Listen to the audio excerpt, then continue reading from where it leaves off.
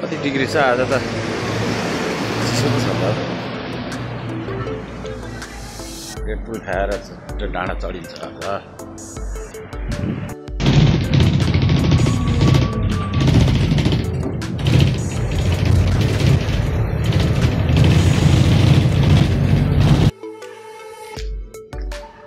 ल उकालो लाग्यो आज मौसम चिसो रहेछ यार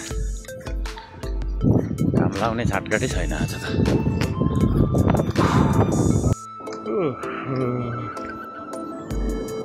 जाडो भयो त यार पानी पर्ला जस्तो भयो त यो वर्षको सबैभन्दा चिसो दिन लाग्यो मलाई डिसेम्बर सकिन लाग्यो जाडो हुँदैन होला भनेको त जाडो भयो त हिउँ नपरे हुन्थ्यो आहा यहाँ त कस्तो फ्रेस वाटरफल रहेछ त गर्मीमा त दामी हुन्छ त यहाँ त स्विमिङ पुलमा है घाम लाग्ला जस्तो छ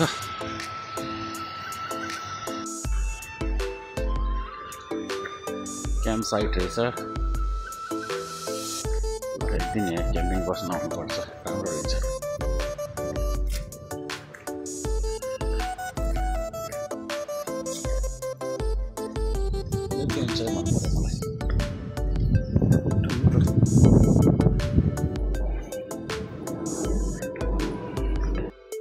सायद म आउँदैछ भनेर थाहा भएर होला बाटोभरि फुलै फुल बिछ्याएर स्वागत गरिँदैछ I proud myself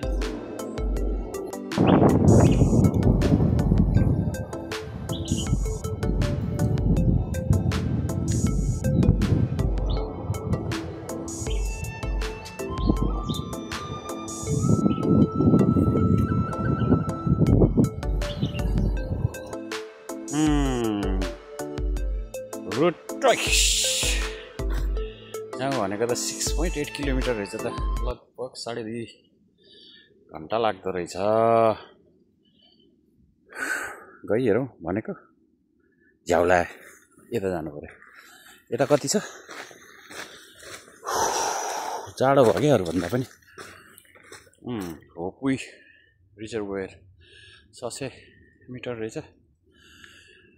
20 मिनटमा पुग्दो रहेछ यतै जान्छु त्यहाँबाट बरु ताइतङ निस्केर इङलुङसम्मै हिँडेर जानु पर्यो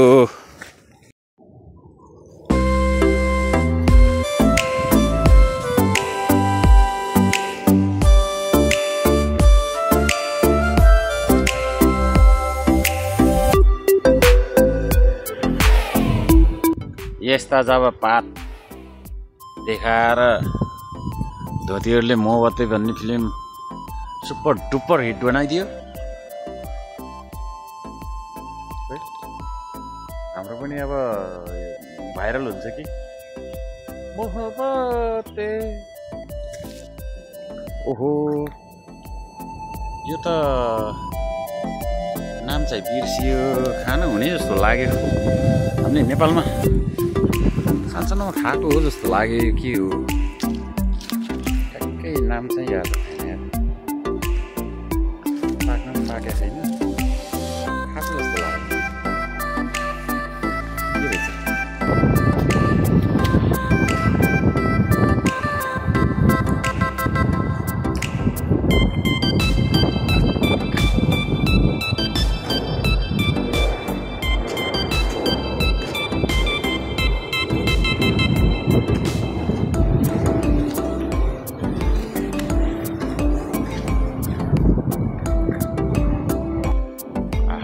जङ्गलको बिचमा नि यस्तो दुईटा बाटोमा अब यतापट्टि साइकल जान नमिल्ने रे अब यतापट्टि फेरि यो बाटो फेरि नट सुइटेबल फर हाइकिङ भन्छ यसरी बाटो छुट्याइदियो भने पो सजिलो हुन्छ होइन अब म हाइकिङ हिँड्ने मान्छेलाई यो बाटो ठिक भएन म यताबाट जानु पर्यो अब साइकल चलाउनेहरू चाहिँ यताबाट जानु पर्यो कुरै बुझियो होइन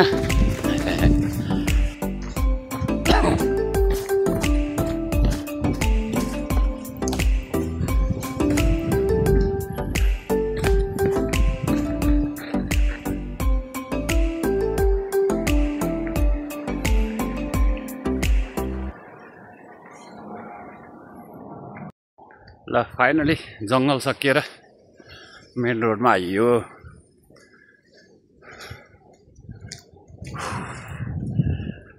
अब बाटै बाटो। क्रिसमसको 2 दिन छुट्टी छ। यो बाटो त टन्नै मान्छे हिँड्नुपर्ने हो। जाडो भएर कोही पनि नहिँड्ने जस्तो चाहिँ पुरै खाली छ त। अहिलेसम्म 2-3वटा साइक्लिस्टहरू बाइक कोही पनि भेटिएन यार। हो फाइनली कति धेरै मान्छेहरू भेटियो यार ताइलमचुङमा आएर बल्ल। टन्नै साइक्लिस्टहरू हाइकरहरू। यो जक्सन हो, चारैतिरबाट आएर जम्मा हुने ठाउँ।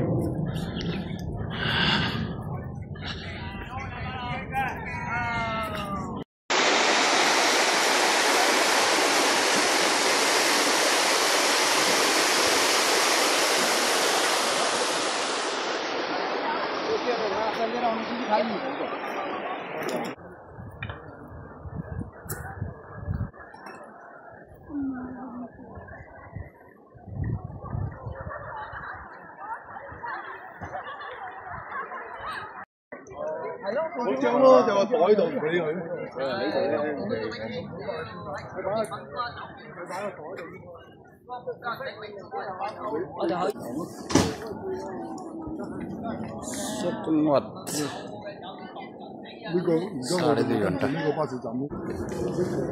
चारैतिर जान मिल्ने, चारैतिरबाट आउन मिल्ने जक्सन ताइलमचुङ। सबै मान्छे जम्मा भएछ।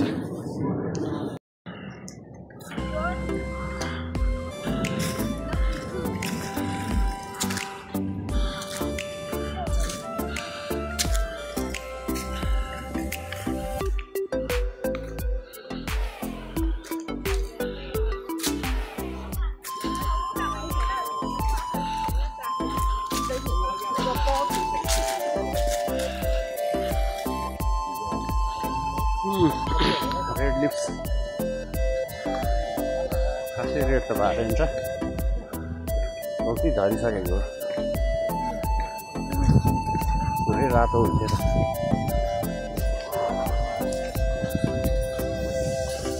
रातो हुनै बाँकी रहेछ त्यो।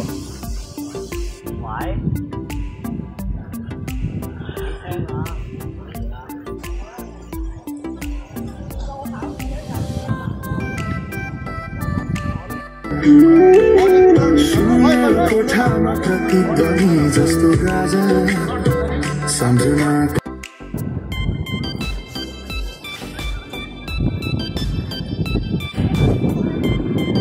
आज मौसम ठिक छ है, मौसम आज दामी छ। खाने बस्ने बच्चाहरू खेल्ने।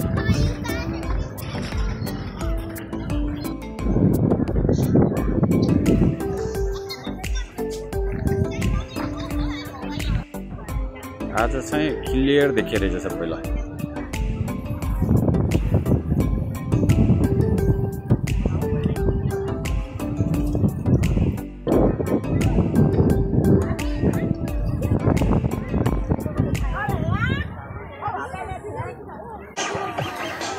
कस्तो ठ्याक्कै लन्च टाइममा भोक लागेको बेलामा परिएछ यार। मासु पोलेर पुरा बास्ना आयो, झन् पेट तलमाथि भयो त। खै मागेर खानु पर्ला हो कसैसँग, किनेर खान त पाइँदैन। रहेछ टन्नै रहेछ नेपालीहरू पनि।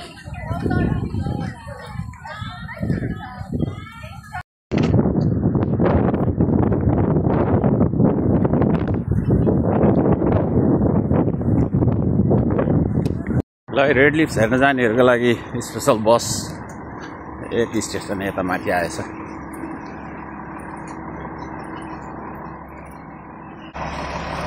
आधा किलोमिटर जति माथि इङलुङ रेलवे स्टेसनबाट आउँदो रहेछ।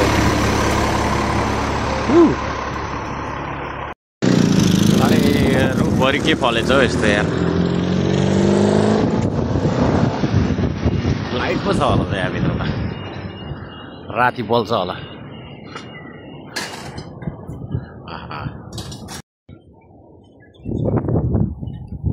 लिटल थाइल्यान्ड भन्दा नि हुँदो रहेछ है।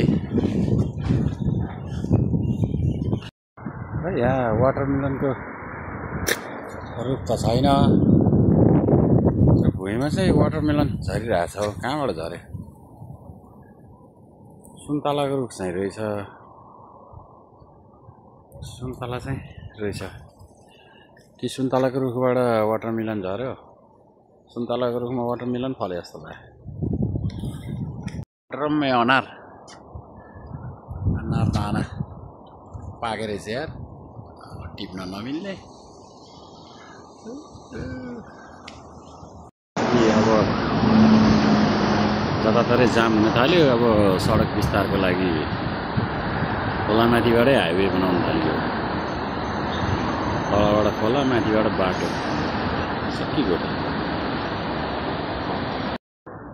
फाइनली 3 घन्टापछि आफ्नै इलाकामा आइपुग्यो। मौसम चाहिँ खतरा भयो रहेछ आज। सुन्तला खाने जस्तो दिन भन्थ्यो क्या। आफूले पनि सुन्तला बोकेर आइएको छ। अब प्याज चलाएर सानो सानो दाना, नेपालको भए चाहिँ यसको डबल हुन्थ्यो। सानो सानो ठाउँमा बसेर सुन्तला खाइन्छ।